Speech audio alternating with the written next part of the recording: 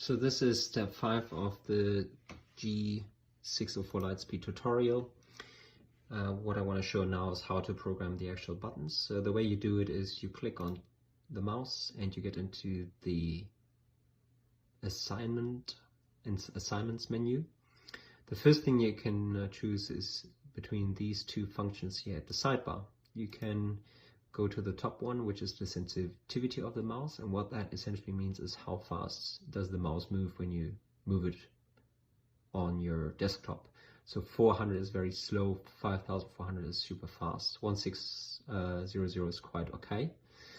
Down here is how often the mouse reports information to your computer. I keep it at 1000, probably not really relevant for us.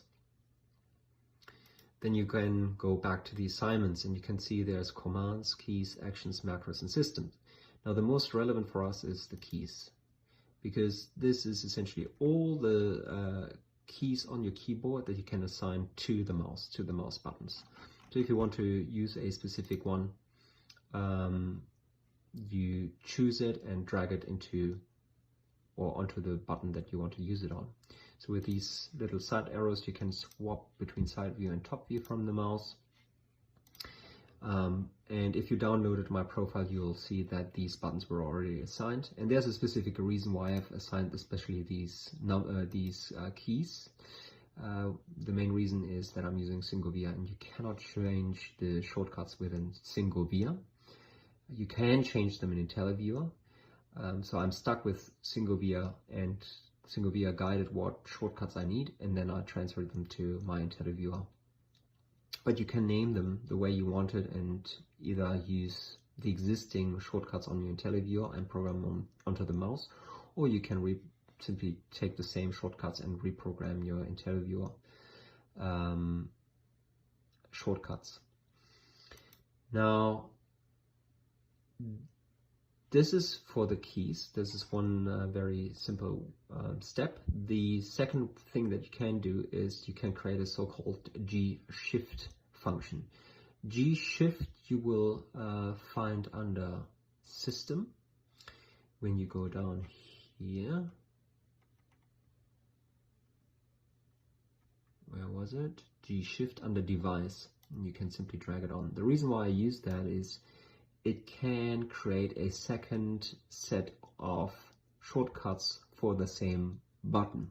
So as you can see, this is currently the default mode, and if I go to the side view and I click on show me what it shows on the G604 mode, oh, there it is.